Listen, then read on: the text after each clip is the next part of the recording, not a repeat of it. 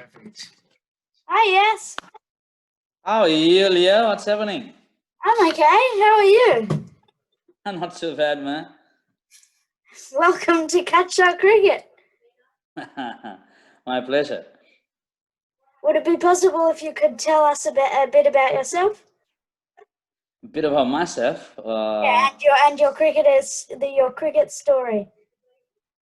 Cricket story. Cricket story goes long way, Leo. So, well, I played cricket all my life. Actually, and I started playing cricket when I was 4 or 5 years old, and then started playing cricket in England and Australia as a professional player coach. In England, probably 15 years. In Australia, 23 years, and still playing. So it's gone a long way, and then played a few first-class games in Sri Lanka. That's pretty incredible. Where did you grow up?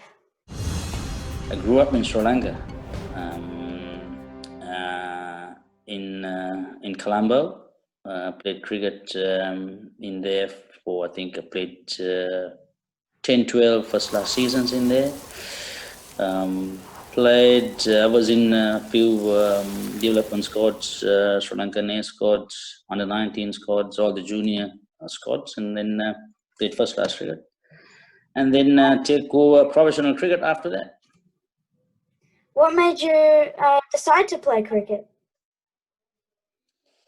Actually, my father was involved with cricket when I was a kid, and then my brother was heavily involved, Hashan, and later he captained Sri Lanka. So that made me involved with cricket to play cricket. I actually do have a question here. How did it feel to have your brother as the captain of your nation? Sorry, say it again. I didn't get that.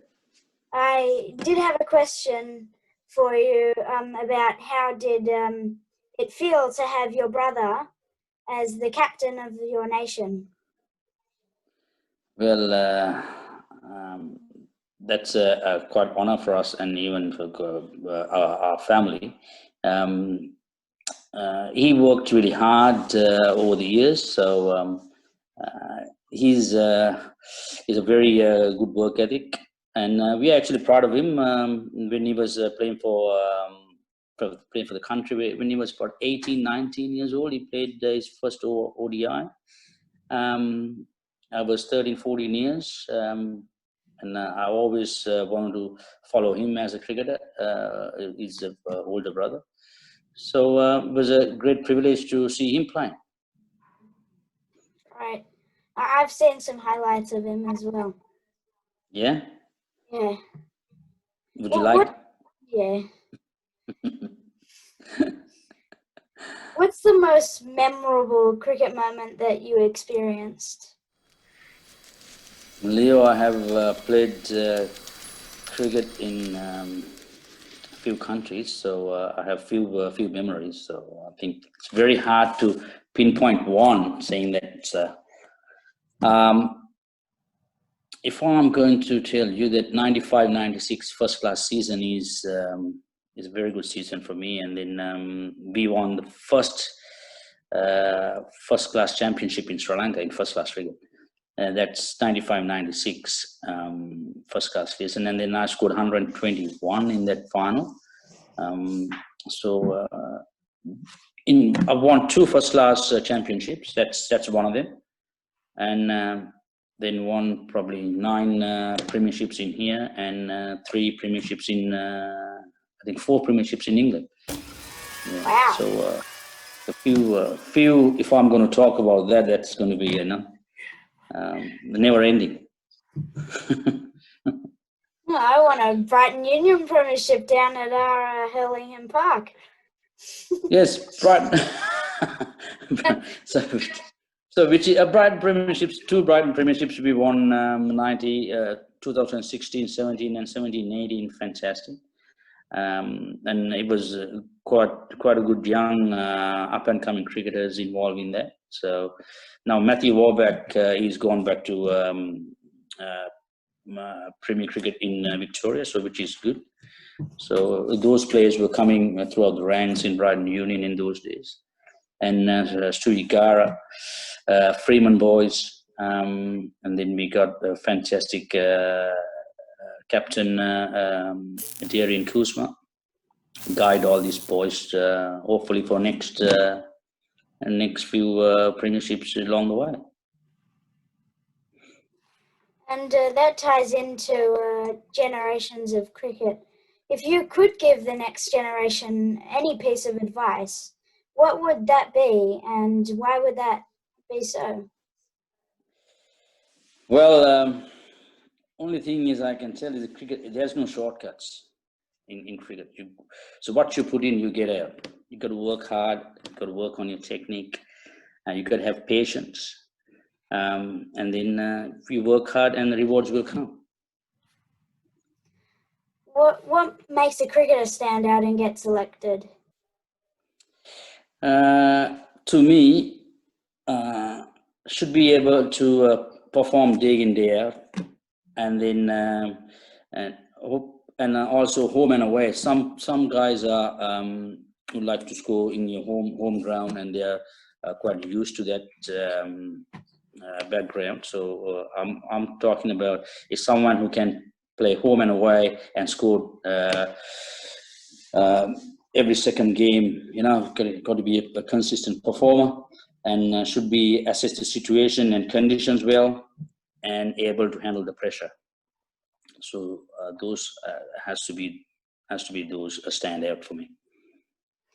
So when you were playing cricket, what was the best piece of advice that your coach gave you? Well, I have a few coaches again, and then I had, I think, 1989, Bruce Yardley came to Sri Lanka to run the spinners clinic. So he said, after the session, he said, "Come on, boys, come sit down," and he had a bit of a chat with the boys, and he goes, "There's no shortcuts, and it's an individual game within a team." That's what he said. He said it's individually you perform within a team. So if you don't perform, and someone will come and take your place. So, and then also he said, got to plan out your role. What's your role in your team? So, so if you're a batter, and if you're batting top order, if you're batting middle order, you got to plan out, right? I'm facing new ball. I'm facing older ball with the second strength bowling, spinners, and all sort of that. So you give a good advice for us. So I think individual game within a team would be a standout in that. Who was your childhood hero? Childhood hero is Sir Viv Richards.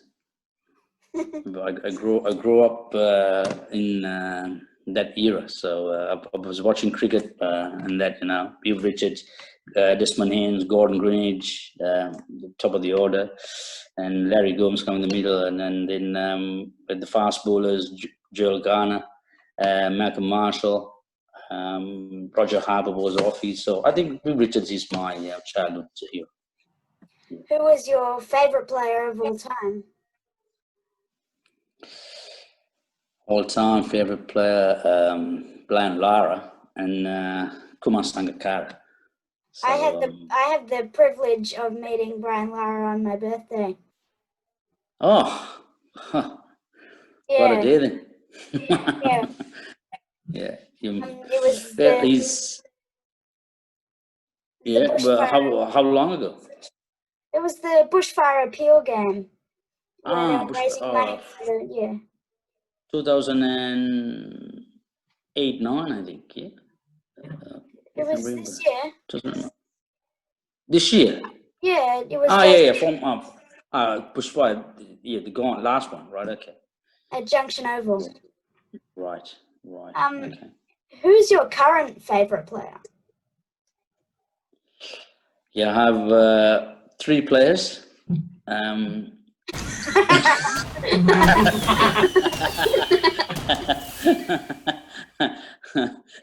You'll be the next one. You'll be the next one. So, I've three: Virat Kohli, Babar Azam, and Steve Smith.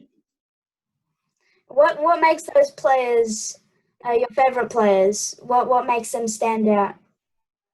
They perform day in day out. Every second game they get a big score, and you sit down and watch a telly and you said, right, okay, today we play against Baba Assam and Steve Smith. Probably both of them scored runs, right? And then that's a good game to watch. Yeah. And should the kids copy Steve Smith's technique at home? That's a really hard one, Sasha. Steve Smith got his unique technique. It's very hard to imitate that, but that works for him. It's not going to work for everyone, but it works for him. What makes batting technique important for the game of cricket? And what are the small things that batsmen commonly do wrong? I think, Leo, batting technique is important for